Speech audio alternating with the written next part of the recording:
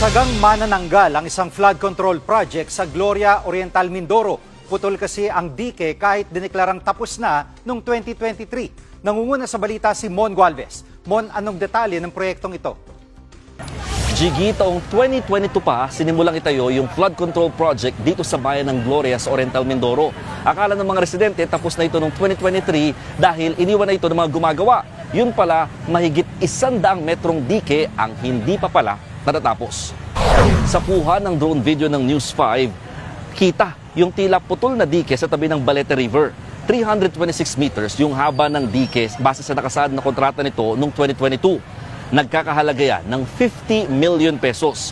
Kumpleto na dapat ito noong December 2023, pero ang nagawa nasa 186 meters lamang. Ibig sabihin, kulang pa ng 140 meters. Kaya ang resulta, binabaha pa rin ang mga residente at kanilang mga pananim tuwing umaapo ang ilog. Makalipas ang halos 3 taon, bigla raw bumalik ngayon yung mga heavy equipment ng contractor nitong St. Timothy Construction. Tinuloy raw ang pagpapagawa ng nabitin na proyekto. Ang problema, yung pagdudugtungan sana ng proyekto, ibang contractor na yung gumagawa. Kaya ang ginawa raw ng kontratista, tinuloy pa rin ang proyekto sa kabilang panig, papunta na sa bundok na ayon sa mga residente, wala na halos silbi. Para kay Oriental Mindoro Governor Bons Dolor, hindi lamang basta maanomalya ang naturang proyekto.